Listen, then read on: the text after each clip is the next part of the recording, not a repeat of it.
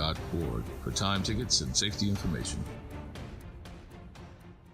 Saints of God, it's time for us to tell you the truth. It's time for you to start your 21-day challenge. Don't take another day. Do it right now. Call 504-701-4711. That's the Whole Water Stove, Pastor David Impartan Sr., the host of Change Your Water, Change Your Mind. This is the water that's designed to change your body, the way you think, the way you act, and the way you look. Why don't you start your 21-day challenge today? For $35, you can start it right now. Call me so we can set up your appointment. 504-701-4711. That's 504-701-4711. Change your water, change your mind. Accru NOLA invites you to join their community network in celebration honoring Juneteenth and Pride Month. On Thursday, June 19th, diverse professionals will gather for FET by Accru, an evening of authentic connection and collaboration from 5 to 8 p.m. at the lab on Ursulines Avenue. This safe, inclusive space brings together innovators across the greater New Orleans area and the Gulf South for meaningful conversations that advances your business and professional career. Accru creates pathways for sustainable growth through genuine community. So for driven networking like this, learn more at accrunola.com/RSVP. New Schools for New Orleans wants to wish all of our students, teachers, and administrators a great summer break. Use this break as an opportunity to relax and reflect on all of you've accomplished this year. We can't wait to celebrate your success in the coming months. Making a difference in the community. WBOK 1230 AM. Here we go. The Reality Check on WBOK 1230 AM. Whoa, now. What's happening, good people? And how you are? What's good in the neighborhood? What's going down? Ain't that a good way to say it? What's going? What the going zones is. A lot to talk about on today. Hope that you are a part of that conversation. I gotta sit. I thought about a couple of things, and I said to myself, "Self, are you going to talk about some of this stuff that's coming up in the Senate bills?" I'm like, "Yeah, we need to." And some of the stuff that already passed, I need to find out how it slipped by us. How did we have no conversations about these issues whatsoever? Now, I want to get your opinion about something, if I can. We've been talking about all these issues going on in LA, but I need to bring it back home for a minute because there's something that passed in the Senate that is going to take effect on the 1st of August. And I need to get your attention so that we can discuss these issues. Well, what you talking about, Gerard? Did you know? I want to start this way. I'm going to start this way and give you the rest of it later. New Orleans has been and is a sanctuary city. Y'all know this, right? That means that we are not running behind to get these folks that are supposedly our brothers and sisters from other countries that have come here to live, to pay their taxes, get some jobs, work, and live the American dream. That came from probably countries below us, from the South, Venezuela, Mexico, some other places as well. But it's how they got here. That is the issue that is coming up and is now the big talk in LA. I was talking to one of my friends out in Woodland Hills today, and I was asking her, I was like, is this affecting you, your job, your family? And she said, no. I said, no. I said, it looked like your whole state is like just going crazy over there. She said, this is a small blip on the map out there, and they're making it look like it's the entire state of California going crazy. And it's not. So she sent me a map. And that map has the area of Los Angeles that this is effective compared to all of the communities that surround Los Angeles that have none of this stuff going on. And it's a little dot. It is. It's a little dot.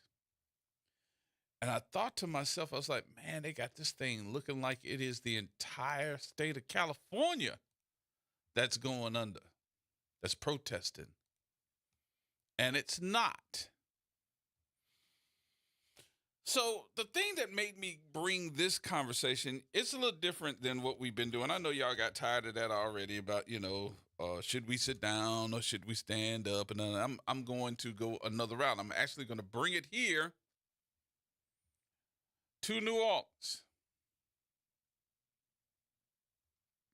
It's coming here to New Orleans. Well, what you talking about, Gerard? The question is, let me give you the number, 504-582-9422. The question is, since we are a sanctuary city, are you okay with that? Are you okay with being a sanctuary city, or do you think we should not be a sanctuary city? Come on. Let's make sure that we have all this together. I want to hear from all of you. I'm going to tell you why I'm saying that. Don't hold back. I mean, if you don't think so, say it. Nope, we shouldn't be no sanctuary city.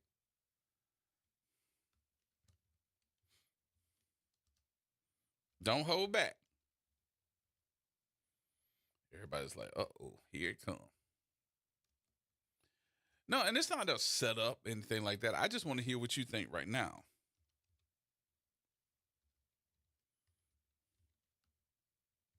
(504) 582-9422. And don't change it just to be politically correct.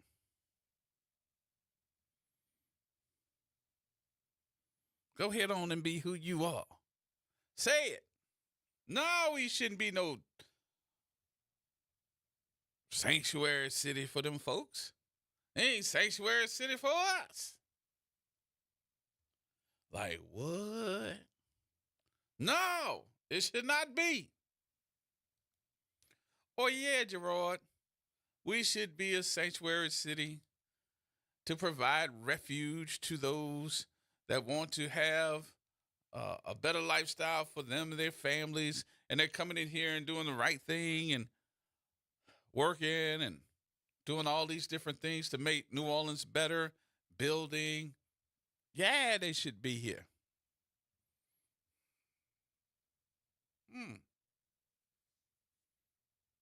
What you think? Y'all scared? Y'all scared? People scared to call me and tell me what they think.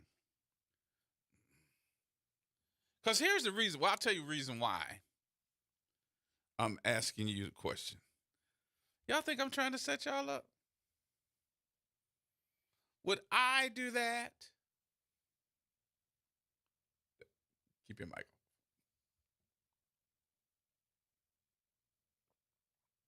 on. Would I do that?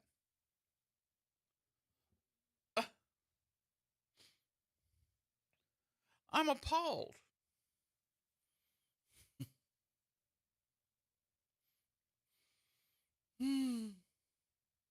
Okay, I got that off my chest. I'm going to ask a question. Should we or should we not be a sanctuary city?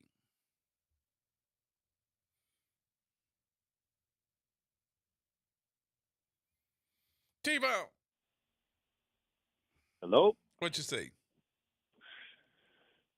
First of all, if you don't know your history, let me briefly say this. New Orleans is one of the most diverse cities in America with a diverse history that most could not even match up to on paper. We've had French rule, Spanish rule, We've had people from the West Indies migrate here. We've had people from Mexico. We had people from Europe migrate here.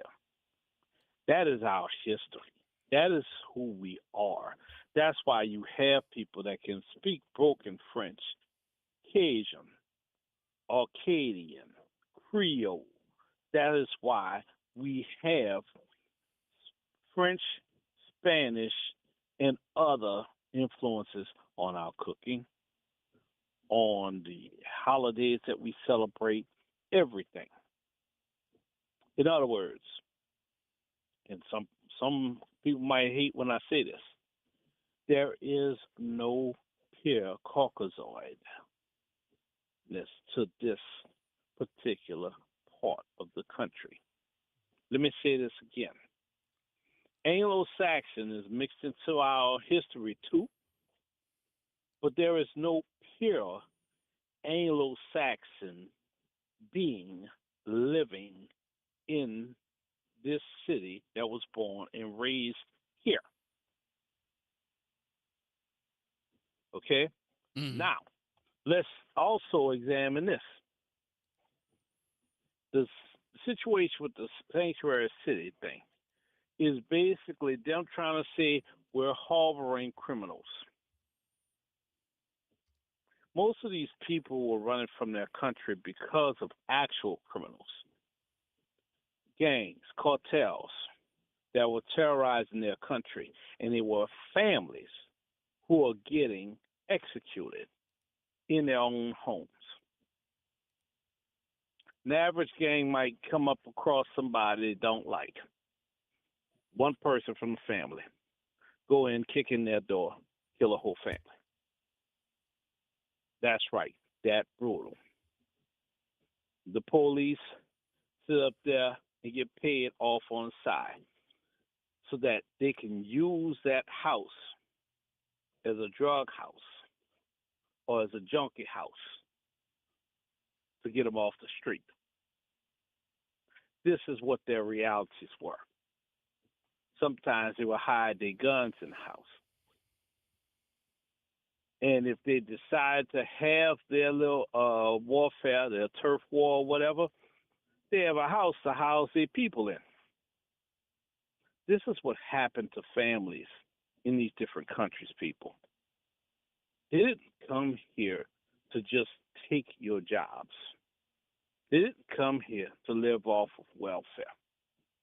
They came in hard working, starting businesses, supporting their families, both here and stuck in their original countries. And they have come here paying taxes that maybe you or I didn't pay. Because quiet is kept, poor people pay more taxes than the rich people. Let me say that again. If you pay more money on your taxes than Donald J. Trump, you fall into that category. Okay. All right, T-Bone. So I got all that. I'm just trying to get you to answer the question. Yes or no about sanctuary cities? I think that this place should be as it's always been. Because what the problem is this. This city has already changed too much from Katrina. It's already getting worse. You have housing that has been knocked T-Bone, down. We got that. We got that. I'm just asking you about the sanctuary city issue. You going through history, but I'm trying to get you to talk to me about sanctuary cities, and that is well, the reason yay why or I'm nay. saying I understand the that. We already got the because history of it, so I don't want to go historically through the history. we've been a sanctuary city. We've been we a should sanctuary remain city, one. but that doesn't answer We my should question. we should remain one then. Okay, we should remain one, brother. That's it. That's all. That's all. Okay. Thank you, my brother. All right. Pop Jones. Yes, thank you for taking my call, G-Man. Yep. Only thing I could say is this. I remember, but you would refresh my memory. You know, I'm not the sharpest knife in the drawer. When they had two activists that was coming on the program on a regular, and until I didn't know you were the one, but I remember it very clearly. and they were asked, well, you always want us to support you all, but you never support us. Right. And they stopped coming on the program. Yep. They didn't come on no more. Well, could get them back. Now all of a sudden, I hear everybody coming in and say, we got all the support. I don't recall that. Like I say, maybe my memory is not that good. Mm-hmm. But all of a sudden now we getting everybody saying that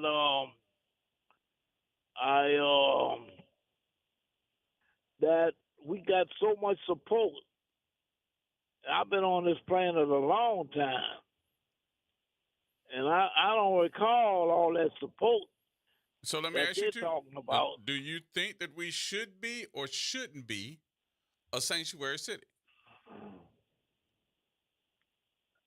Explain that to me when you say a sanctuary city.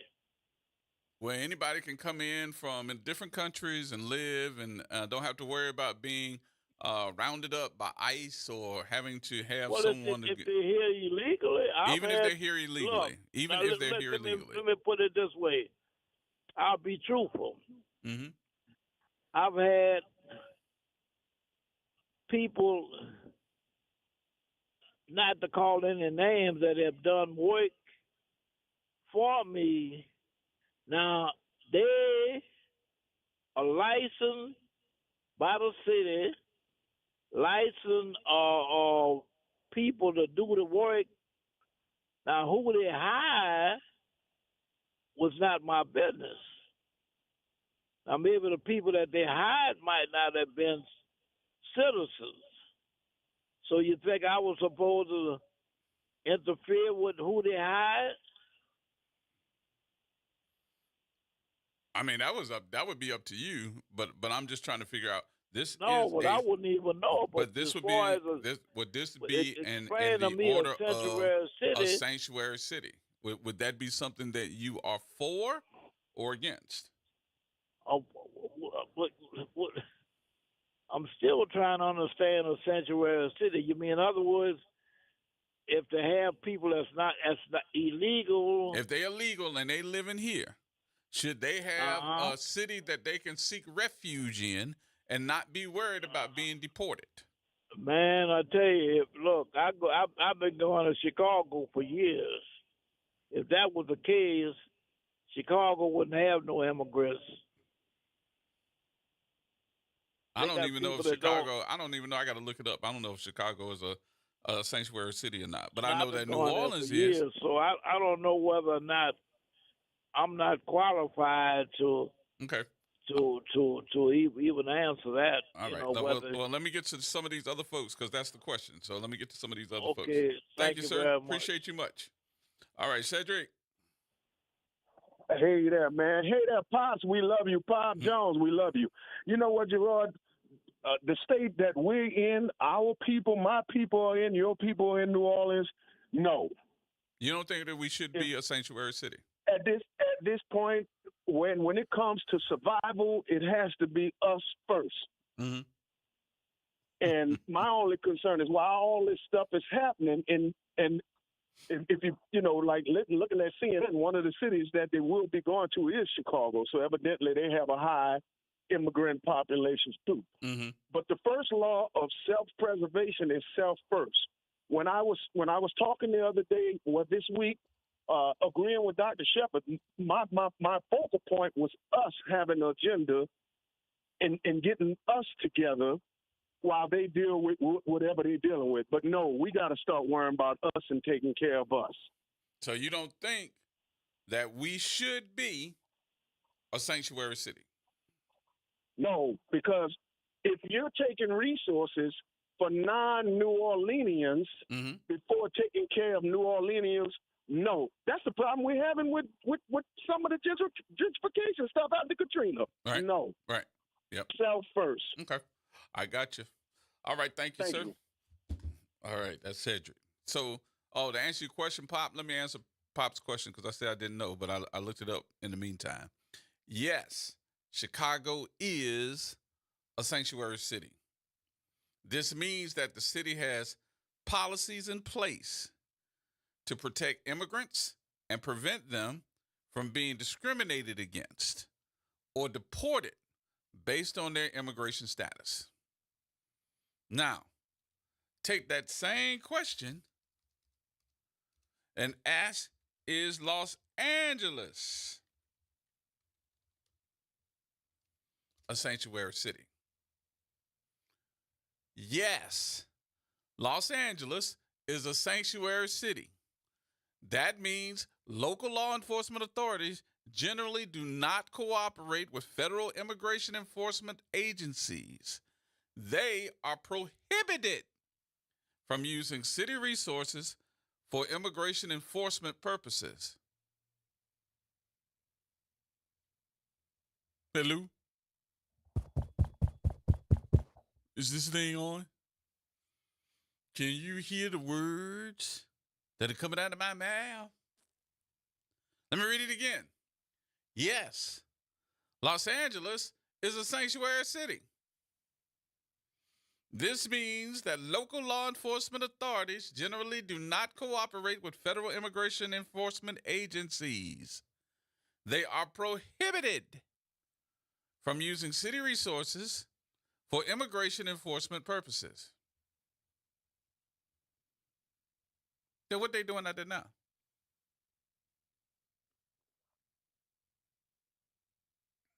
It's a sanctuary city. And then it says, here are the policies. These policies aim to protect undocumented immigrants by limiting cooperation with federal immigration authorities, making it less likely that they will be detained or deported based on their immigration status. It's an ordinance in the city of Los Angeles that was adopted, and they said adopted a sanctuary city ordinance, and they adopted it in November of 2024, further solidifying the city's commitment to these policies. California has a state-level sanctuary law, which further supports Los Angeles sanctuary city status. So guess what? The whole state of California has adopted a state-level sanctuary law, and they don't care. They done put in 4,000 troops. It was 2,000. They put in 4,000 troops and put in, 500 to 700 Marines to go in there and pick them up, just to create some type of chaos. Now, why is that important to have this conversation? Why, you say? I'm glad you asked. Because remember, I said I was bringing it back home, right? I wanted you to understand that in the state of Louisiana, it's coming here too. What? The roundup, probably some of the folks, I don't know if y'all saw Gavin Newsom's piece last night that he did. Gavin Newsom, who is the governor of California, did a piece last night and put it on social media, and it was hitting home for every state. He said, what's happening here in California will be coming to your state. Well, y'all, it's coming here. And here it is. Louisiana Senate voted overwhelmingly on Monday to approve Senate Bill number 15. What's Senate Bill 15? Hold your horses, folks. We got to take our break. When we come back from the break, we're going to take these telephone calls, and I'm going to tell you about Senate Bill 15. More coming up.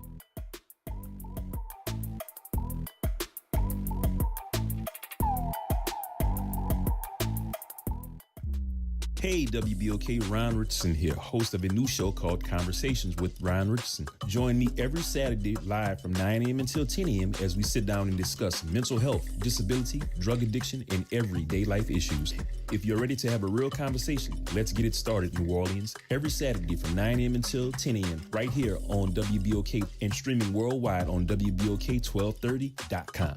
NOLA Public Schools is excited for the rest of this 24-25 school year journey with our families, watching our students dive into learning, growth, and success. As the school year continues, our dedicated educators are focused on keeping every student engaged and motivated. Let's keep embracing new challenges, celebrating achievements, and supporting each other to make the rest of this year even more impactful. Stay connected with your school and NOLA PS through our social media channels for updates and resources. We're here to help our scholars attend today, achieve tomorrow. Hi, this is Arnie Filko. Let's elevate every Tuesday through Thursday from 6 to 7 o'clock p.m. as we discuss the community, the country, and the world, from politics to current events to sports. We look forward to your input and continuing the quality programming on your community station, WBOK. Join Carrie and I every Tuesday through Thursday, 6 to 7 o'clock p.m. on Elevated Conversations, the Arnie and Carrie Show. See you soon. Hello, I'm Gary Clark. Please tune in to Dr. Clark 101, The Living Classroom, which is broadcasted weekly every Wednesday at 12:30 p.m. on WBOK 12:30 a.m. on your dial. And as always, it's been a pleasure.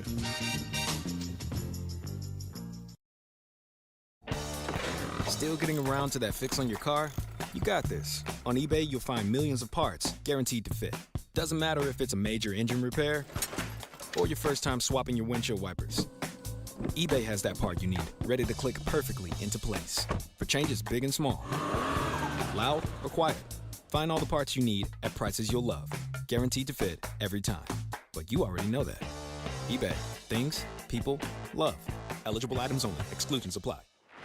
Get in on the conversation at 504-582-9422. Here we go. The Reality Check on WBOK 1230 AM. All right, folks, welcome back. Mr. Bell, you've been hanging. What you say? Good afternoon. How you doing? When I was having my house rebuilt after Katrina, I called the contractor and asked for all the crew, legal immigrants. And the man called me a bigot. He called you a bigot? He called me a bigot. Why? You just trying to make sure that they're legal? That came in his mind, that classified me as a bigot. I called the FBI and asked them, do I have the right to ask anyone that comes on the site to construct my home or for papers? And they told me, no, I didn't have that right. So I left it alone. What gets me is mostly the main contractors, in all likelihood, large percentage, are Republicans. They sublet contracts to individuals such as that, and they put in their bid for the proper amount, X amount of dollars for workers, the going rate and so forth and so on, and they pay much less. So they're being used. Residents, legal residents, born and raised, are not getting jobs at all. I understand, but do you think that we should be a sanctuary city, or no? Because it sounds like you're telling me you don't think so. Because of those conditions, I would have to say no. We should not be a sanctuary city. Should not be a sanctuary city. Can I ask you why? Unfortunately, I feel that way. Why? But that's what I'm trying to figure out why. Because of what I went through when the house was being rebuilt, and I said, could I ask, and no, and so forth and so on. Like I said, in this case, it's working both ways. They're being used, and brothers in this city, not only brothers, Caucasians also, legal residents, are not getting the work. Or not getting the work after Katrina. Okay. Good enough. That's what I needed to know. But I'm going to tell you about this bill in a minute. So keep listening. Very good. Thank you, sir. Will be. All right. Thank you. Brandon? Yeah. Yes, sir. How you doing? How you doing, Jerome? Good and yourself. I'm all right. I'm gonna give you a straight up no. We should and not I'm gonna tell you be why. a sanctuary. We should not be. Okay. We should not be. I've worked with a lot of Hispanic people. I've worked with a lot of people from a lot of different places, and worked with them long enough to get to know these people. Now, the humanist and optimist in me, we're like, yeah, bring them in, brotherhood, humans, treat people like humans. They need to be helped. They're coming from a place of trouble that they need to help. But the realist and the pessimist in me is like, I know these people, not only from personal, but doing research and seeing the videos of how these people think about black people. And it would be nice if we could help them, but we need to be able to help ourselves first. And in this city, it's hard enough for black people. In my neighborhood, when I was renting an apartment, and I was there for about 11 years, I watched the neighborhood go from all black to all the Hispanic, and being maybe 2 families, black families left on the block. You know, watch them come through, have any nice things, and I understand. You know, people deserve nice things, but for the black people here in New Orleans, we need to come first. We have bad enough that we have a lot of people coming from other places that come here, open up stores in our neighborhoods, take the money out of our neighborhoods, and things like that. The same thing is going to happen. And it's just going to happen at a greater extent. More money is going to come out of our neighborhoods. We won't. The problems we have now is just going to be exacerbated, and more black people are going to be pushed out of New Orleans. And New Orleans will, in time, New Orleans-based culture will no longer be that of a black culture. So you don't think, and I'm going a little left on this one, so bear with me for a minute. Let's say we looked at the neighborhood, and you just said everybody in your neighborhood is pretty much gone except maybe 2 African-American families, and everybody else is Hispanic. So you don't think that the Hispanics in your neighborhood would look out for you? No, they haven't. No, they won't. No, they wouldn't. They look out for themselves more. When I was living in that neighborhood, it was a kind of bad area, rough on the West Bank. I had the Hispanic guys running through my neighborhood, running from the police, destroying my stuff in the process. You know, the things you may have, like my dog cage. They completely jumped on top of my dog cage, crushed it just to jump over the fence while they was running from the police, while firing shots. Wow. You know, and like I said, you know, and there's another thing that I've witnessed, and it's nothing against the Hispanic people. We have problems in all the races of people. But for right now, until we can get us situated, we don't really have time and the energy to be dealing with others right now. Yeah. And like I said, I've worked with these people. A lot of these people do not like us. I've got to know them on a personal level. And some of these people have taught me words and phrases to listen for, to know when these people are talking about you. I've had people, Hispanic people, working on my house talking about me. And they didn't think I understood what they were saying, but my coworker had already hit me to it. You know, so yeah, right now, until the relations between black people and brown people can be clear as day, and we know where we stand with each other without having to go behind closed doors like white people do with us and say this, that, and the other about us, until we can be clear on what it is between us, we can't support them right now. Yeah, I got you. All right, Brandon. Thank you, my brother. Appreciate you much, man. All right. Thank Thanks you, for being man. you wide open for me. I appreciate it. All right. Mr. Elmore. Yes, sir. How you doing, man? Good. How you doing? I go along with Brandon. So you do not think that we should be a because, sanctuary city? Let me say this. That's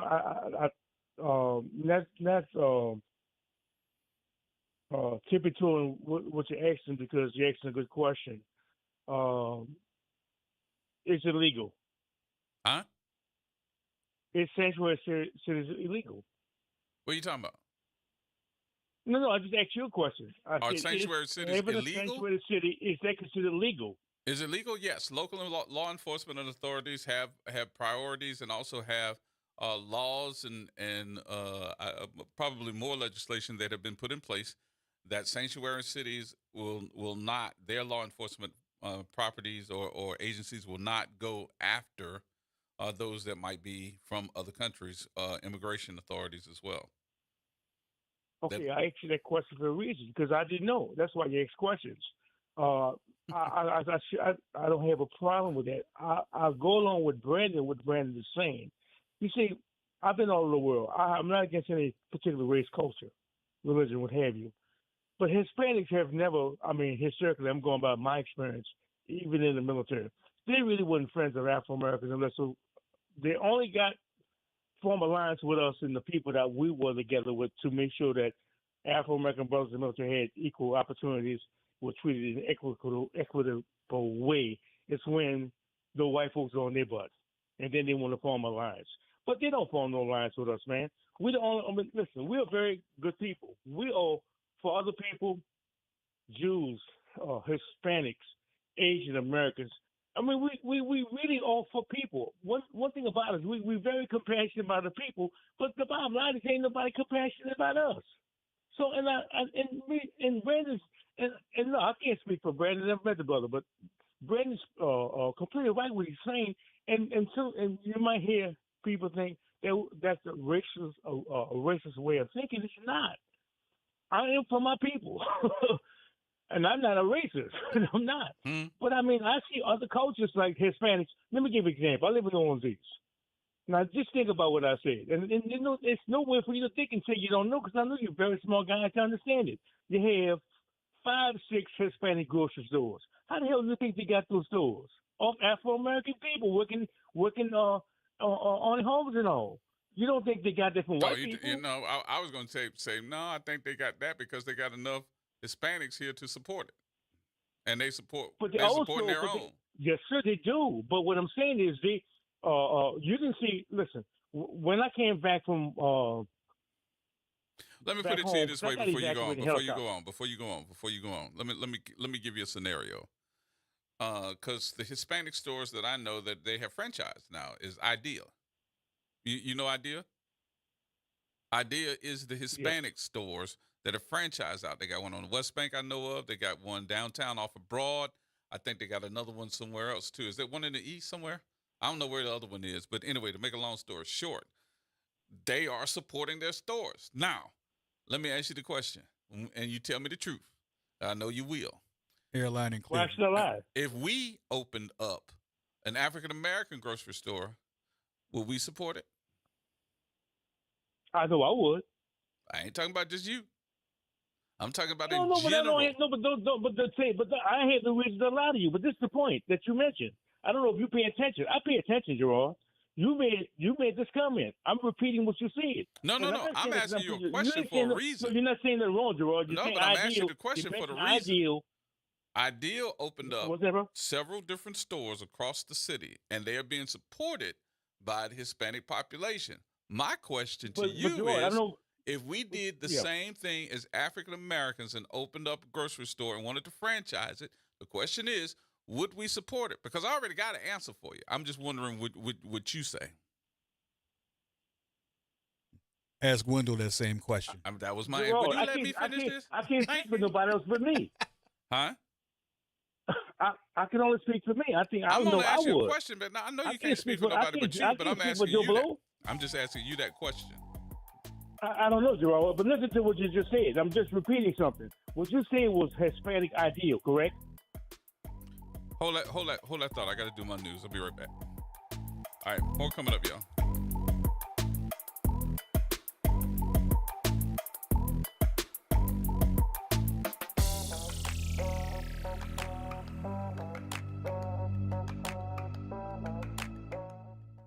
From the campus of Xavier University, WBOK Go and Equity Media Station. I'm Amber Payton with BIN News Now. Black Rep Maxine Waters is denying there was violence during the LA riots, drawing criticism from Senator John Kennedy, who says she's out of touch. Don't think that somehow, because they called out the National Guard, there was violence. There was no violence. I was on the street.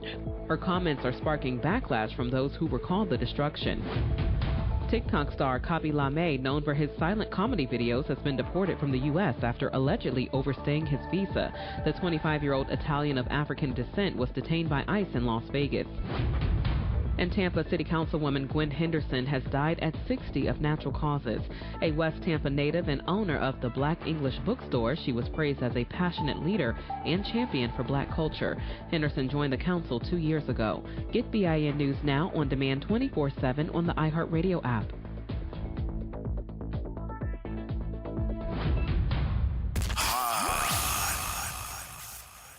Here we go. The reality check on WBOK 1230 AM. All right, folks, welcome back. Welcome back. Mr. Elmore, I'm sorry, I had to go into my news here. But no, man, you straight, brother. You straight, and brother. Mr. Denise, we Look, coming. Let me tell you what I pay attention. Look, let me tell you what I pay attention to. Those souls ideal in the field. I noticed like they have a lot of Hispanic workers, be it from Mexico, Nicaragua, you name it. I noticed the management, the people who got the power, because I talked to them, because I'm just curious. And they're Muslims, be it Syria, Palestine, Bethlehem, or Gaza, West Bank. They are Arab Americans. They got money. They seem they own the stores, but they have a lot of Hispanic workers. That's what I pay attention to. Because I talked to them. I never actually owned a store, but I kind of figure like they call the shots because they move around and they package too, bro. They walk around, they ask questions. They're very friendly, and I can tell they're very, they're bilingual. They speak Spanish, Arabic, French, English. I mean, very intelligent, but I just noticed, like, yeah, they ideal cater to Hispanics from the Americas and whatnot, but a lot of those stores are owned by Arabs, Muslims. Okay. I ain't against them. I'm just mentioning the guys that I knew that I talked to that owned the store. My question again to you is, who supports them? Hispanics. Right. So you made my point. They support their stores. Yeah. Now, the reason Right, I they asked you that support question is, one of the owners of this radio station, Wendell Troy, opened up a grocery store several years ago. Did it in the black part of town, in Marrero, where they had more people that did not have, and it was a food desert, didn't have a grocery store at all. Found out that it was some black guys that owned it and bypassed it to go to somewhere else. And then gonna sit up there and tell us that food was too high. I'm like, what? Y'all got quality food, and and I hate to say it this way, but it's the truth. Sometimes the truth makes some people feel very uncomfortable. But please stop telling me that the food was too high when the majority of the folks that were buying groceries that live in that area were having EBT cards. They want your money. They gave you that money so you could go shopping. So you wouldn't have or couldn't buy food. You were going to be able to buy quality food at a grocery store. Even Michelle Obama went to the store. And we didn't support it. So guess what they did? It shut down. That's what I'm asking. Okay. All right, sir. Let me take these other calls. Appreciate you. Yeah, I agree with you. Yeah. All right. Miss Denise. Miss Denise? Hello, Gerard. How are you? I'm fine. How are you? Number one, yes, it should be a sanctuary city, and I'll tell you why. Have you looked at some of the people that's in this city? And for what's happening, the ICE is just stripping people off the street because of what you look like. Mm-hmm. We got a whole combination looking people. Look at our relatives. Some of them can be very confused. One time I went to Sam's and I was asking this guy a question. He had a cap on his head, brown skin, and he didn't answer me. So I said, well, maybe you don't speak English. Well, long story short, he's from the 7th Ward. We laughed because I was like, I thought you was Hispanic. So even though this city is a sanctuary and it should be, what's happening now, it don't matter. Because Donald Trump is doing whatever he wants. So does it matter? No. But should it be? Yes, it should be. We talk about the Hispanics and this and that. Hispanics, they're going, well, how much you give me to do the job?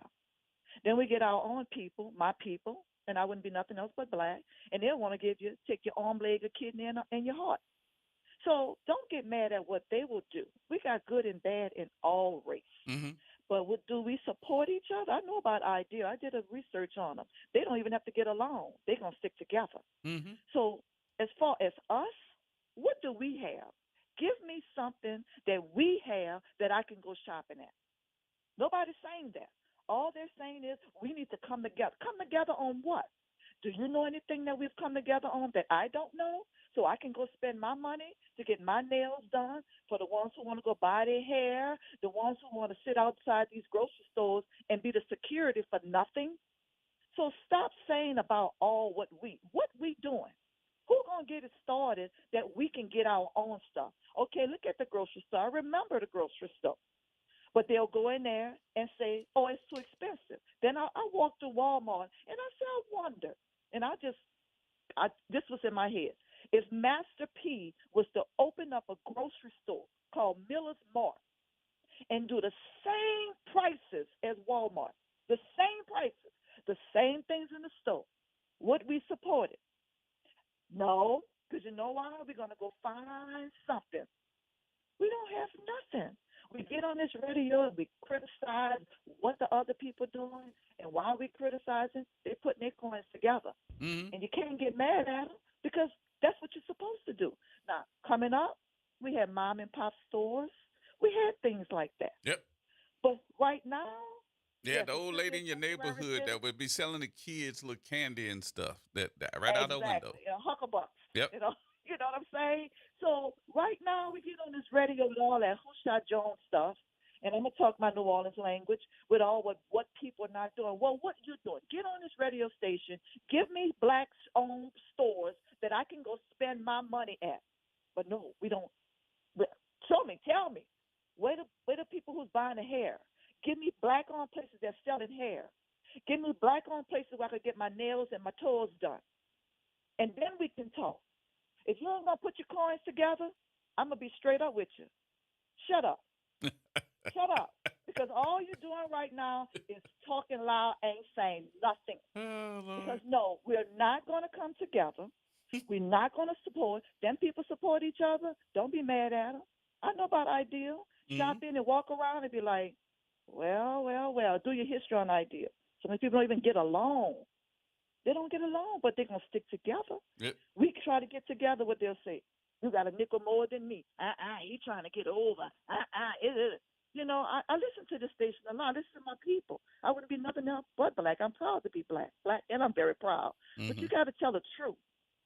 Get out here and get your own stuff.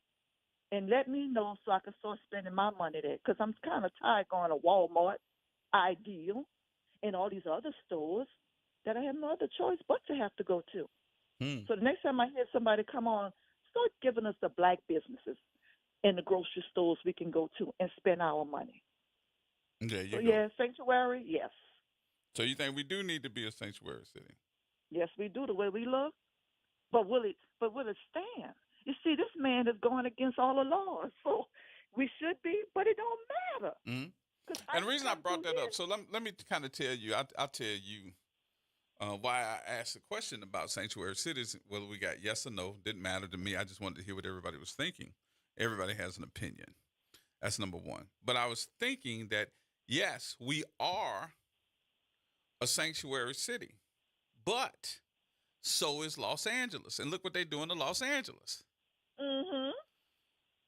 And I read that for a reason, because there's a bill that just passed, a Senate bill.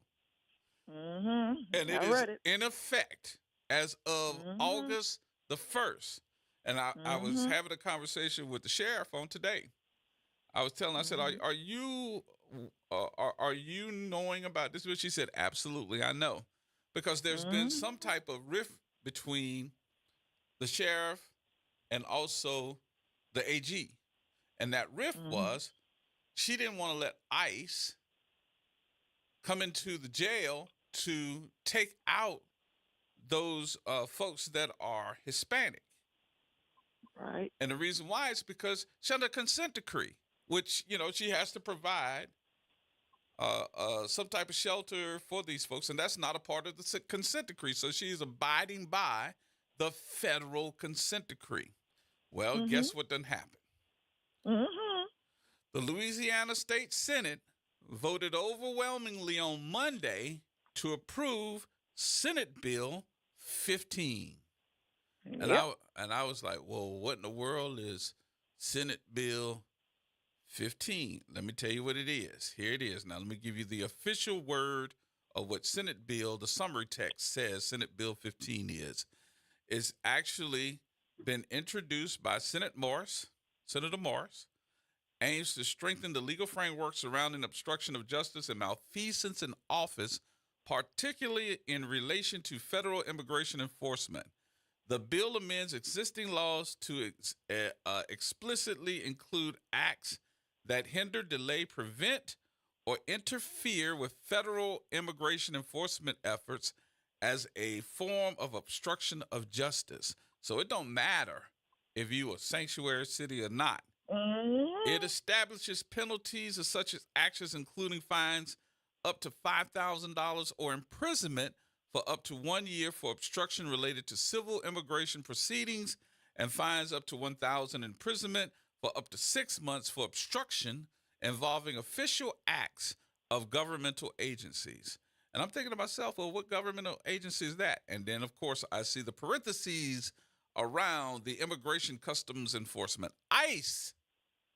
Yep. They want to make sure that ICE can come into these cities, and we falling right in it. And I don't even think that folks realize that this is your Senate that's signing this and saying, okay, cool. Even though you're a sanctuary city, we don't care.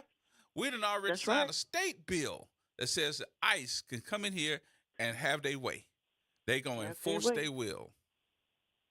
And that is of August, and that is going to be in effect as of August 1st. We are less than, 60 days away from that? And they going to come up in here. They coming up in here. So the jailer, Sheriff Hudson, has to allow this. I had to ask the sheriff today, hey, you know about this bill, right? She said, yeah, I'm reading about it as much as I possibly can. I was like, don't fall into the trap, because if you try to stop them, they're going to come in there and arrest you. That's exactly what it says. That's exactly, and I read it over and over to make sure I was reading it right. Exactly. So all, the comments on this radio station, everybody have a right to their opinion. But look at what's happening. This man ain't paying attention to no laws, and he creating things that making it just difficult. But Ms. B, I asked that question today because I didn't know if anybody was paying attention to this. It don't matter if you for a sanctuary city or not. They going to do what they want to do, and they dare you to say anything, because now they're going to have the law on their side as of August 1st. Yes. And if us being a Democratic sanctuary city in a Republican state, baby, look what happened to California. What happened to California is coming here after August 1st. And what all black people going to be doing? Sitting around. Please tell me. And it don't matter if you, and listen, as many people in here that have melanin in their skin, Haitians, some Mexicans, some other folks too, they on the chopping block too. Yes, they are. And that's what they will say, good hair. Let you have your good hair here when they snatch you. They ain't going to ask all that. And that's why I say it should be sanctuary, because we have all this. I've been in this New Orleans city all my life. Right. And look at relatives and friends, and you'd be like, I didn't know, whatever. Yeah. I don't think some of the people actually know the definition of sanctuary. Go back and read it until you understand it. Mm-hmm. And stop putting that excuse about what the Mexicans and the Hispanics ain't doing it. Get out here and do your own stuff. Mm-hmm. And stop trying to gaslight, because that's what you're doing. It's easy to come with excuses. But I'm waiting on those stores that I can go shop with my green money and the black woman into. I got you. We need to come together. When? We'll when see. ICE come through here? We'll see. When ICE come through? Thank you, Miss Denise. I appreciate you, dear. You're welcome. All righty. Bye-bye. Uptown B. Hey, G. What's going on with you? Nothing much, brother. Dodging raindrops. Yeah, that was kind of stupid a little while ago, boy. It was like the whole sky just turned black. Man, it's a daily occurrence. Yeah, yeah. It seems like it's happening more now than it ever has before. But we'll see if it happens again today. So your question, right? Are we a sanctuary city or should we? No, we are a sanctuary city. I was asking the question, should we be or should we not be? I wanted to see what folks were going to say and how they felt about it. Okay. I think we shouldn't be based on economics because we can't afford to be a sanctuary city. Mm-hmm. I think cities like New York and Chicago and other metropolitan Houston, they can have that conversation. New Orleans cannot afford to even have that conversation. As far as, because what I've been following Chicago City Hall and the complaints they've been having with the mayor. I'm talking about black citizens against their black mayor. Mm-hmm. And they complaining about the money that's being spent to be, quote unquote, a sanctuary city. Right. And the numbers they talking in Chicago are astronomical. Yeah, ridiculous. New York, too. If you remember, at one point in time, the governor of Florida, DeSantis, was actually putting all of those folks on planes and buses and sending them to New York. Yes. So since y'all want to be a sanctuary this is a money game. Yeah. This is a money game at a higher level that we just can't even afford to even play. No. So I don't even know why we even think that we can entertain that in any way, shape, or form. Mm-hmm. Yeah, That's just my take on it.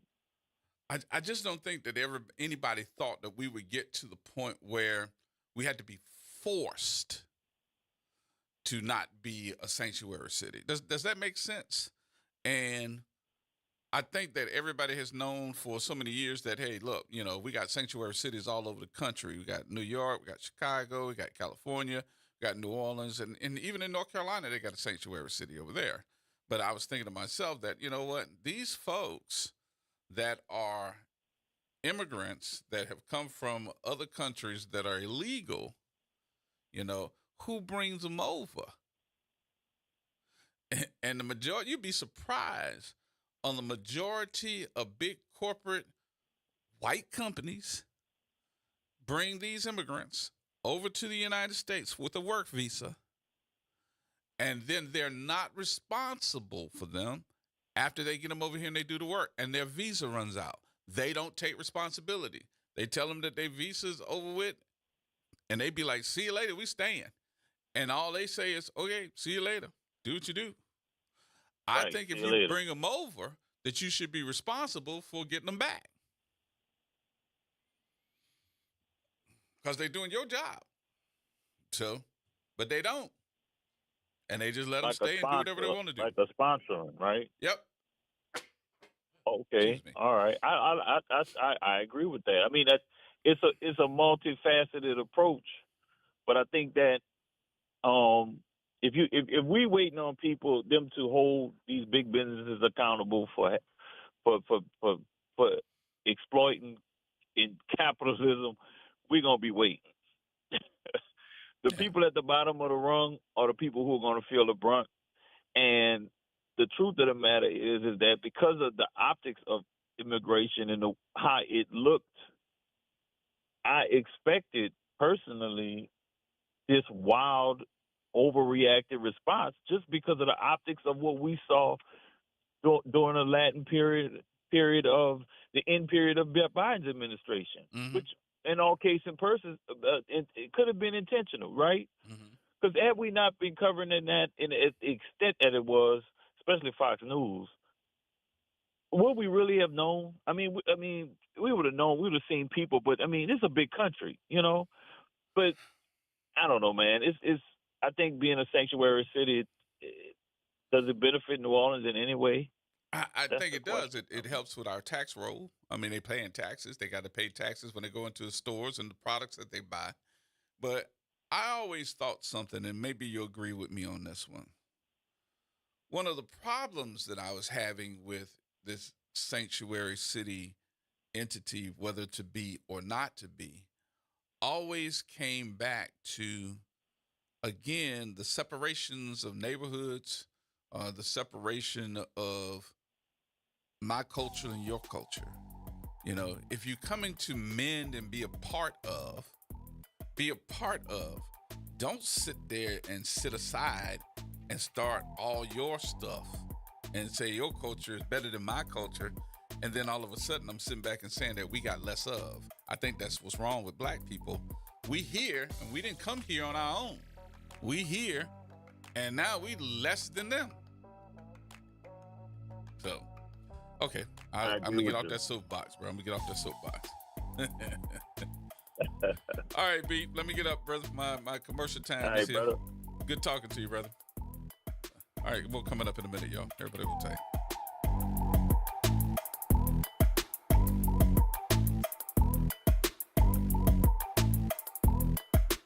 This is the Bloomberg Black Business Beat, brought to you by FidelityWealthManagement.com. One United Bank is one of the nation's largest black-owned banks. Kevin Cohey is chairman and CEO, and he spoke to Bloomberg about how One United's embrace of new technology is a big part of how it's able to serve so many people. The reason the company has grown so fast and we have such a large breadth of customers is because of our technology. That's what's unique about us.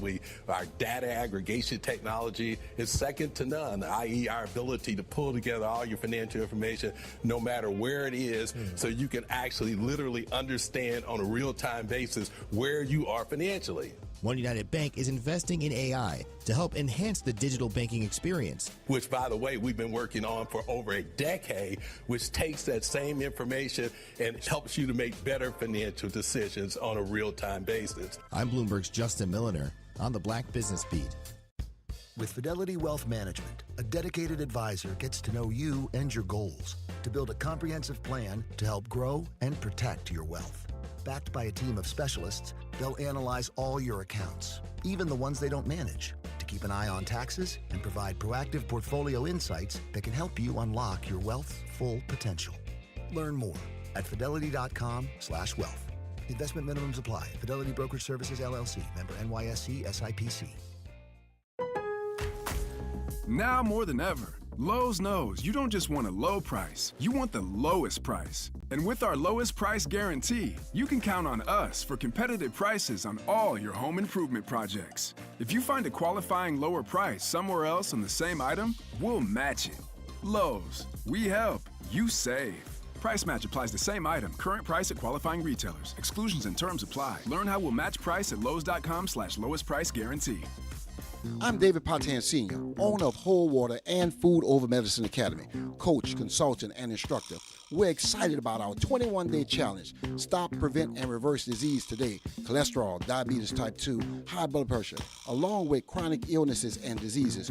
We believe that the gift of wellness is the greatest gift, and for $30 per month, $1 a day, you could have this gift for you and your family. I'm Phyllis Washington, and I've benefited with health and weight loss. For your gift of $30, healing and wellness can be yours. Call 504-701-4711. That's 504-701-4711. The Whole Water Store. See you at 2135 Washington Avenue today. Connect with NOLA Public Schools. Follow us on Instagram, Facebook, and X for the latest updates. Sign up for District Digest, our official newsletter where we share district achievements, celebrate student successes, and keep you informed about our vision of providing a high-quality education. And don't miss our school board meetings. Watch in person or live stream on YouTube. Stay informed. Stay engaged. Visit NOLAPublicSchools.com today. Again, that's NOLAPublicSchools.com. Hi, this is Cary Grant. Let's elevate every Tuesday through Thursday from 6 to 7 p.m. as we discuss the community, the country, and the world, from politics to current events and sports. We look forward to your input and continuing the quality programming on your community station, WBOK. Join us every Tuesday through Thursday, 6 to 7 p.m. on Elevated Conversations, the Arnie and Cary Show. Making a difference in the community. WBOK 1230 AM. Here we go. The Reality Check on WBOK 1230 AM.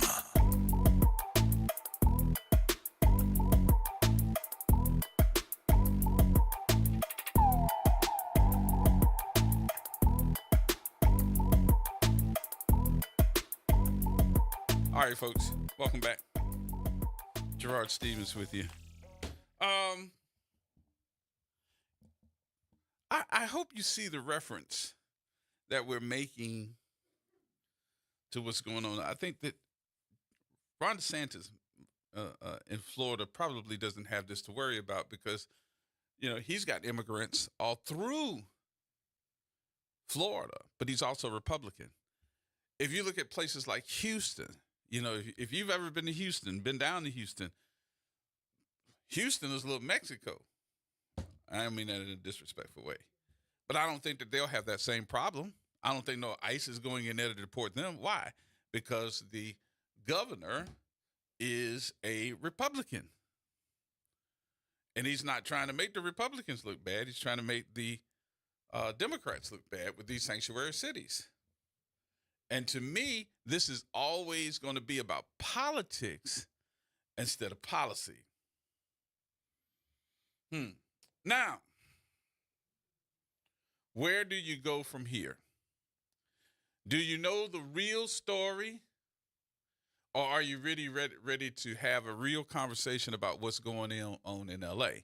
So I got folks out in L.A. I know that other folks have folks out in L.A. And what we're going to do is we're going to have a conversation about what's going on out in L.A. As a matter of fact, we made a telephone call and got our folks on from Los Angeles. She ready? Tell her to be quiet and come on. Tell her you get ready to put on hold. Tell her to be quiet.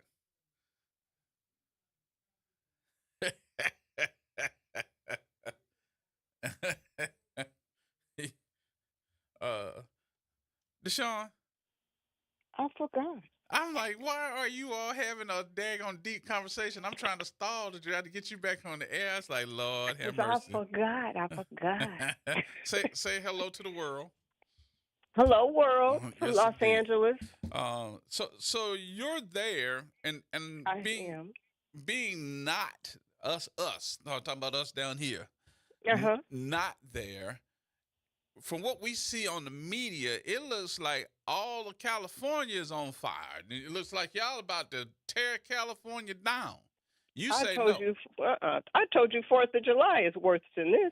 Yes, indeed. This is nothing. So Our 4th of July party is worse than this. So in your opinion, did you all need the 4,000? No. No 700 Marines? We don't need none of that. What do you think? Newsom and our Mayor Bass had everything under control. It was peaceful. I went down. I'm in Woodland Hills, but I went downtown to handle some business, and I was not bothered. Did I know it was going on? Yes, but I didn't have any problem parking. I wasn't stopped with handling my business at the Superior Court building. I'm going down tomorrow.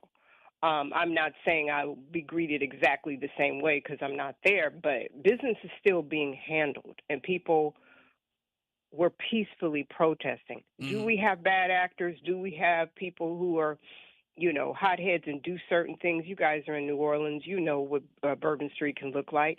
Things happen, but that's not what they were there for and what they're trying to convey. It was peaceful. Why do you think this is being perpetrated as such a I don't want to call it what it is, a S show, but it looks like it's just a straight up S show. I think what you're saying is exactly true, but I also feel that, being California, being a blue state, being, how the president that we have and how sensitive he is, he wants to flex. And wasn't nobody bothering nobody. We didn't need him. Mm-hmm.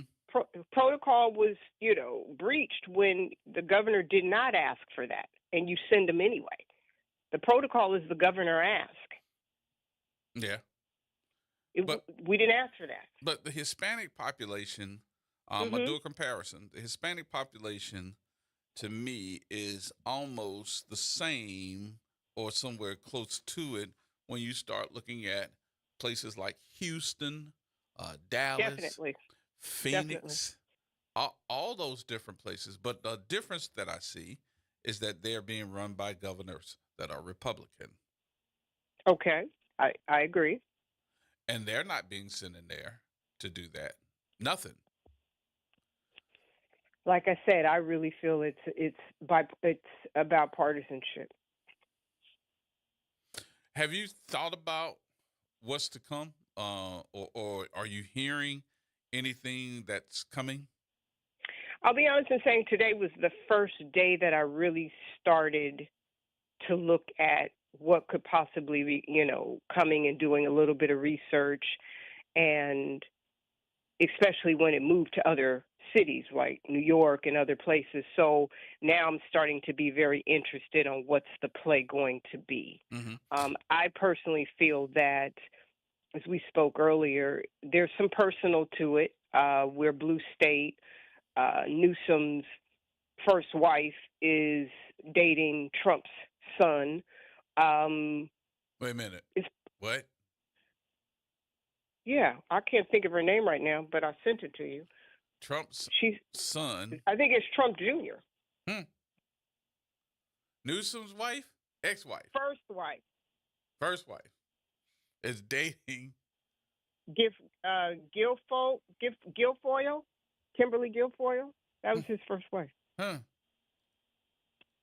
And it's politics. So I'm not saying who's right. Well, all I'm saying is we a blue state. We deliver blue every time. Wow. Kimberly Guilfoyle, Gavin Newsom's first wife. Yep. And she has been consulting MAGA. Oh, wow. That's it's politics. I mean, if we ever went down the rabbit hole, who messed with who and who's doing whatever, it's not the only one. But we continue to deliver blue. I mean, we subsidize so many other red states. The way they're acting and going into our agriculture, it's about to get messy with us because people are afraid to be out. I mean, to even go into elementary schools and all the stuff that they're doing is wild. So this is not about gangs. This is not about what? Gangs. No, I never. Where do we get that? Well, that's how that's. Oh, I'm sorry. Okay, so that's what's being reported. Yeah, but of course we look at it as we saw where they went into some cafe earlier last week to get the workers out the cafe, and all the people in the cafe and the community started protesting ICE telling them to get out of their community. But I mean, I guess to other people, everyone looks like gang members in LA, but no, a lot of people are very hardworking people, and they're trying to do their job, and they're trying to take care of their families. And black and brown run hand in hand here. So it's really sad. So if you had to kind of break down for this community real quick, in California, what would be the highly populated areas of Los Angeles? Would that be East LA? Would that be South Central? Yes, East LA. Okay. South Central, it's big now. It's higher than it used to be. Right. I couldn't really say percentage-wise, but they're definitely growing. So definitely East LA, and they're growing South Central. But like I said, Latin community and the black community run hand in hand. We're usually together. And they're not in those. ICE is not in those communities yet. So why are they downtown? Well, they're downtown. People are downtown too, but that's where they were peacefully protesting. The problem is that they were protesting. Okay. But they were protesting because they were going into different neighborhoods to try to rack up some numbers because they've been told that their quota is 3,000 of them a day. Correct. But when you're going into elementary schools to get kids and the principal tells you to leave, I mean, it's all theatrics. I think that's what we're trying to get to, is theatrics. Because if you have the mandate to go into a school to get a kid, but the principal can tell you to leave, the kid did not get taken away from the school, then what was all that for? Right. Are you hearing, though, that they're making mistakes and getting folks that are real citizens or? From the beginning. Wow. From the beginning. Wow. Every of course, we were seeing it on our, broadcast, and you get desensitized to it. But from the beginning, there's, people who work hard. I can't speak on what affiliation they are or where they came from or what cartel or whatever, and I hate to, be so broad about it. I don't know. I haven't read any cases, but from the beginning, there have been mistakes. What I have a problem with personally, is that people are going to their different immigration hearings who are trying to do things correctly and being taken away from the hearings.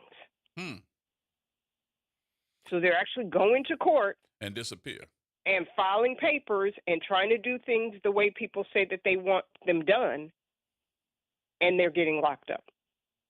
So to me, it's very theatrical. There's somebody and there's some people sitting somewhere who feel like people are getting more than they should be getting, and they're enjoying this show. But it's sad. And if they can do it to them, they can do it to anybody. Yeah, that's what everybody said is that, watch out because who's next? If they're doing it to them, who's next? Yeah, I'm not being funny, but for us who could be mistaken, yeah, you could be mistaken. You need to stay home too. Yeah, you could be mistaken. Yeah. Shut up. Hola, that's all I got to say. Hola. But you get my point. That's Absolutely. how silly it is. Absolutely. But look, I was telling Wick, and I said one day I will never forget this.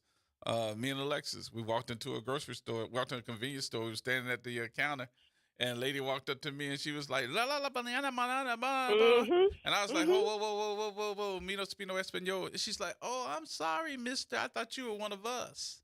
I was like, oh boy. Then my nickname from Alexis from then on became Pablo. So that's what she calls me now. So I'm like, okay. And she never forgot it. But yeah, there's a lot of folks that can be mistaken because look, definitely, none of us probably got any pure blood in us anyway. We got something in us. Right.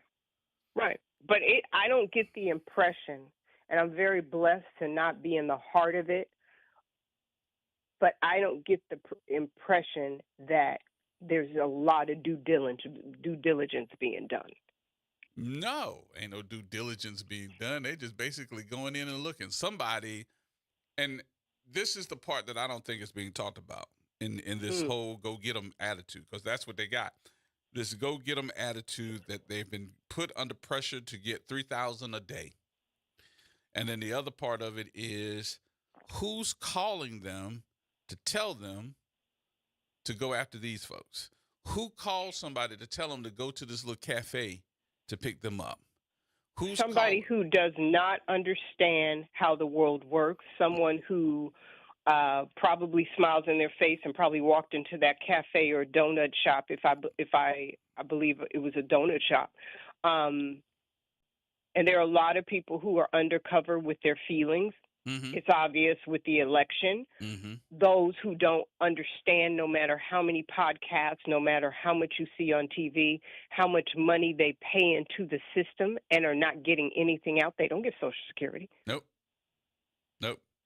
But those who don't understand who's picking their we love our fruit. We eat good here. We eat our fruit. We love avocados. In a minute, you're not going to be able to get anything. Well, that's the other question that I had about you. What about the produce section of the state of California?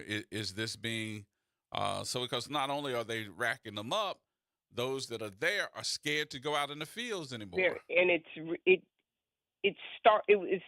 they were in fear in the beginning, and then it got kind of quiet, and now it seems like they're going back to the agricultural areas now. Everything is high across the country, but you know how high stuff is in California. You guys will have $4 gas, and we'll be like, we wish. So, it's high, but farmers markets are still there because people still have to make a living. So they're going to work and they're going to do the best they can do as long as they can. But yes, I think it's horrible that people are living in fear. And I'm still trying to understand why the distinction of someone who's here and has not completed their papers but was going through the process is the same as somebody who has committed a crime.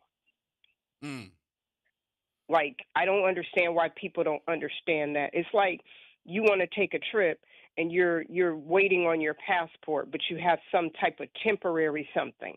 Like, they're literally treating everyone like criminals, and I can't understand why that mindset depending on what news you watch or what you know or who you interact with, let's just be real. This was their town. This was their country. Right. Beverly Hills was sold This by was a part of Mexico. A Mexican and a black woman. Right. When her husband was at war. So it's just, I don't know. The ancestors are going to do something because this is horrible.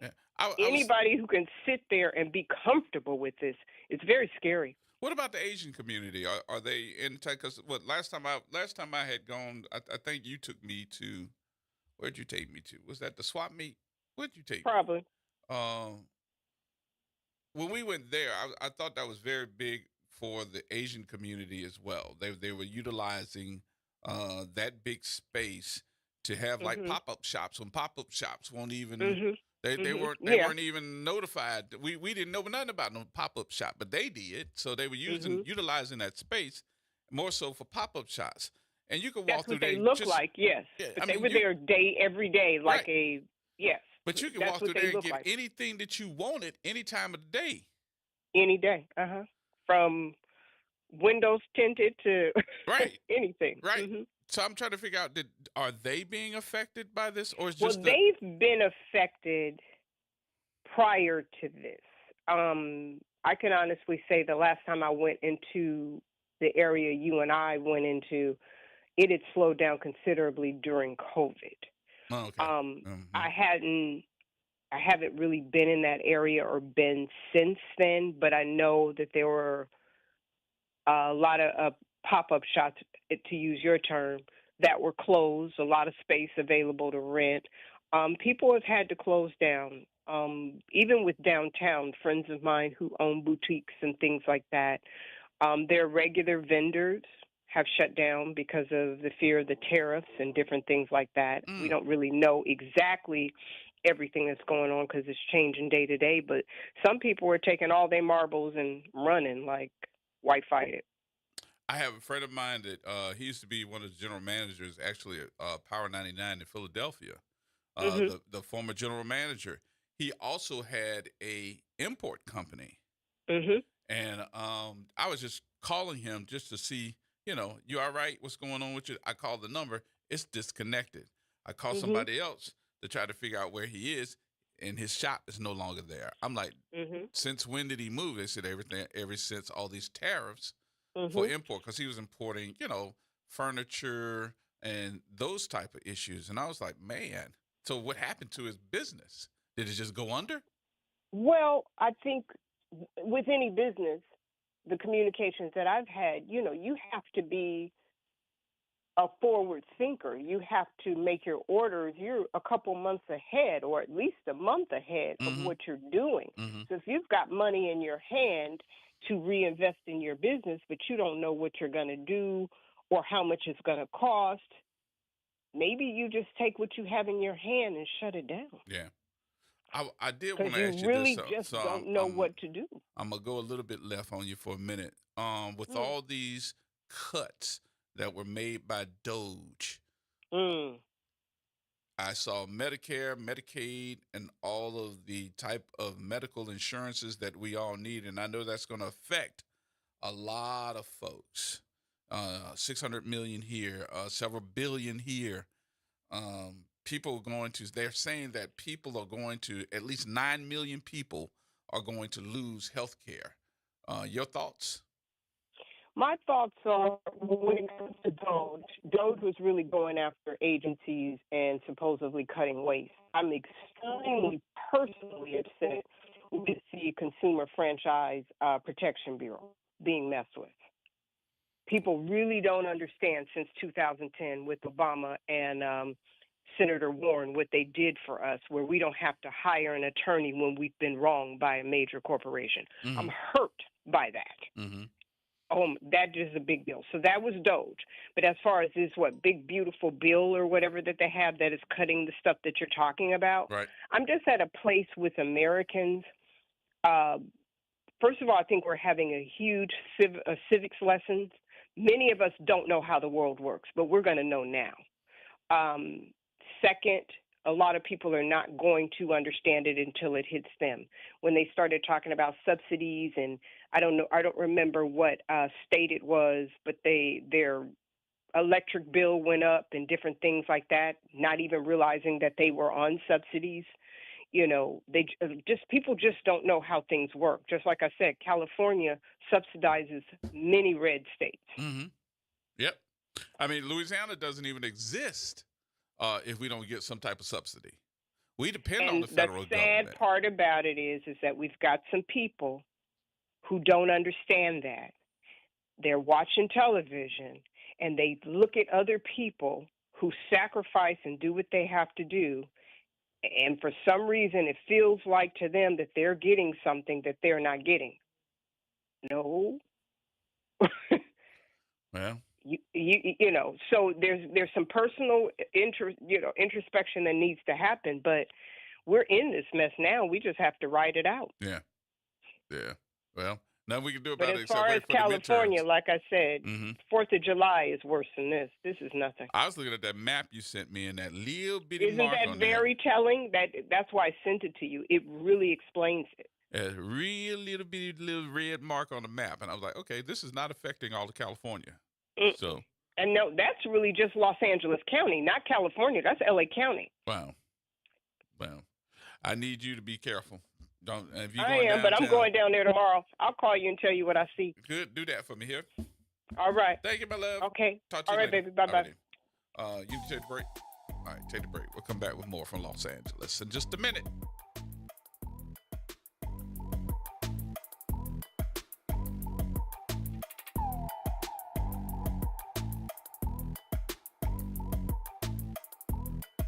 AURN News. I'm Ebony McMorris. $45 million. That's the Army's tab for a 250th anniversary parade in Washington, just from the service branch coffers, excluding Secret Service and MPD costs.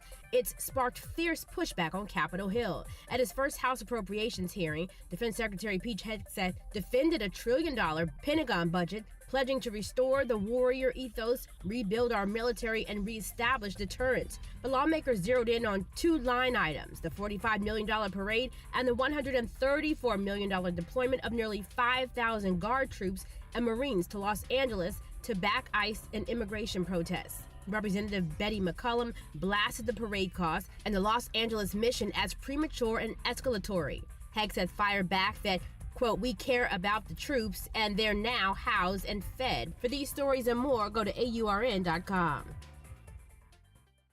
Welcome to Chemical of the Month by the community scientists at Rise St. James. This month, we spotlight phthalates, chemicals added to plastics, especially PVC, to make them more flexible and durable. But there's more. Research shows phthalates may disrupt hormones, affect reproductive health, and contribute to environmental pollution impacting our communities. Join us as we explore how these additives shape our everyday lives and the world around us. For more details, visit risestjames.org. Empower your knowledge with Rise.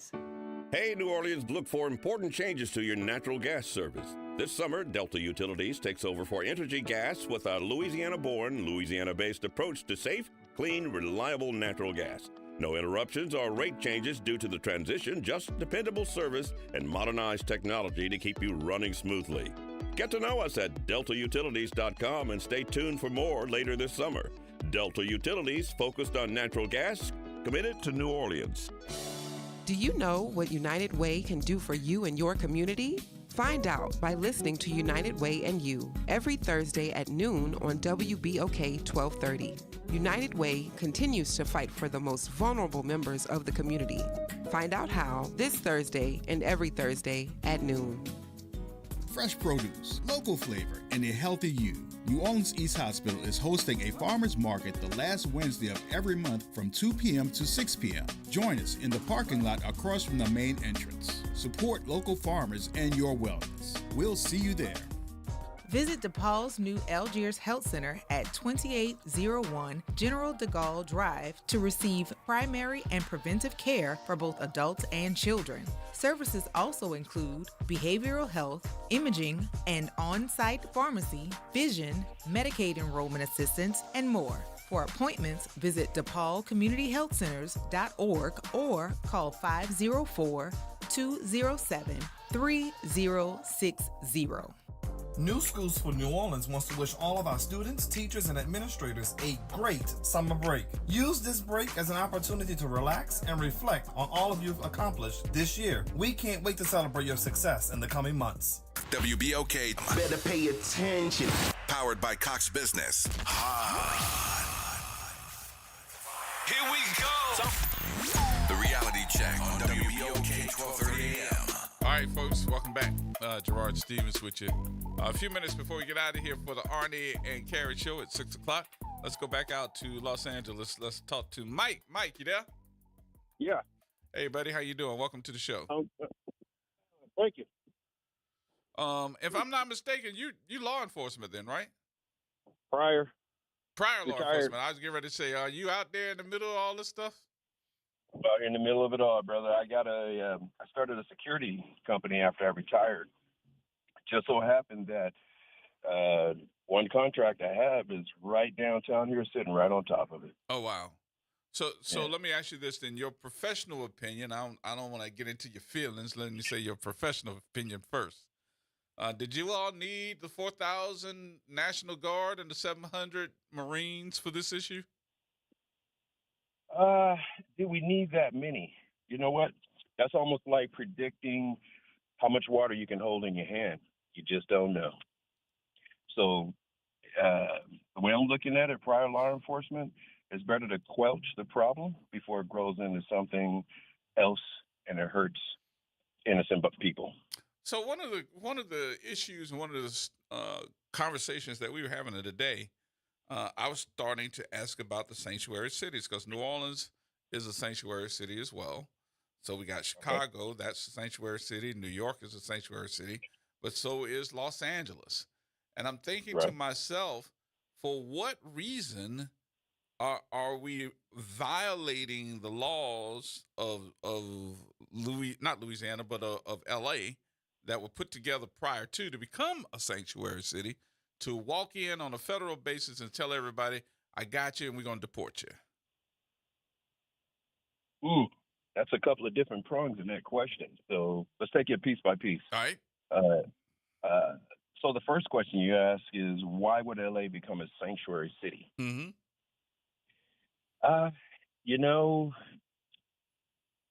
Why they would, I'd have to probably say, honestly, I can't make a logical sense behind it because I really don't understand what a sanctuary city is for.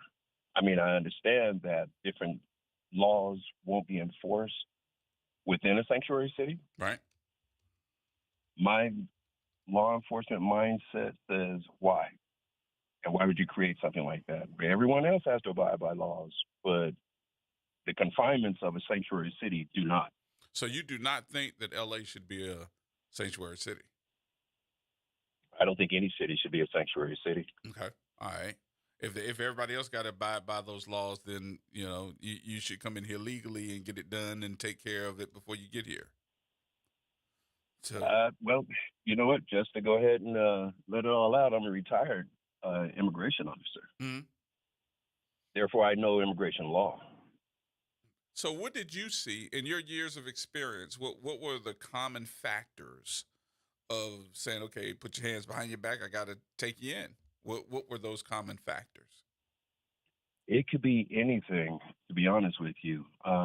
You'd be surprised at the people that we encounter once we can get in front of them and ask them some questions. You could have a serial murderer in front of you. You don't know. You could have a serial rapist in front of you. You don't know. Mm-hmm. Could it be a pedophile? You don't know. Could it be someone trafficking drugs, just committed murders, and I'm going with the worst of the worst because how do you gauge what's what when it's the unknown? Right. So you have no idea, and it isn't just that they're coming from one country, so I'm not going to pick one country. It'll be from around the world. You have to have your gatekeepers because if you create a society that you cherish and you love and you want to be a part of, then you have to maintain that. How do you maintain it? Yeah. So are you hearing from your former working partners of what they're going through right now? What would that look like? I hear from them every day. I have some that are on one end of the pendulum and on the other end of the pendulum. And it swings both ways. Some just can't believe it and they hate this, and they are or were, let's just say, immigration officers. Yeah. You have some who believe that, hey, you know what, the law is the law. If we're going after violators, which is what our mandate is, then there's no in between. Well, I know you're glad you retired. Well, that was a long time coming. And would I like to be in the middle of this? No. Nope. Do I believe, I mean, they're personal beliefs, but again, the law is the law, and you would expect it to be held in place. Something happens at your home, say there's a break-in, you call the police. You don't want them to say, you're in a different city or you crossed this line. Right. Although we know historically that has happened to a particular class of people or a particular race of people will say that. And they don't show. Yeah. Now, you're a dire emergency and you have a need, you know what I mean? Then you would expect the followance of the law. Yeah. Meaning everyone gets equal and the same protection. Mm-hmm. Not a certain particular who and don't. Now, to violate the law and then expect not to have repercussions, see, these are the things I don't understand. And why would anyone who's in charge or in governance allow that, number one, but number two, position the person who is here illegally to fail? Yeah. Mike, I'm not going to hold you, buddy. Set them up for that. I appreciate your comments and being a part of that. I'm kind of happy you can just sit back and commentate. We're going to have to talk about this a little bit more when we got some more time. So I'm going to tell Wick that you have become commentator number one on the other side. Well, as long as John is the one who's calling me and making sure this happens, I'm all in. I got you, brother. Appreciate you again, Mike. Be safe, buddy. You too, and thank you. Alrighty. All right, y'all. We're out of time. We got to go. Good to hear that conversation, though. We'll talk about this some more. Coming up, Carrie and Arnie, they're in the air chair next. We'll see you on tomorrow. Y'all have a great rest of the day.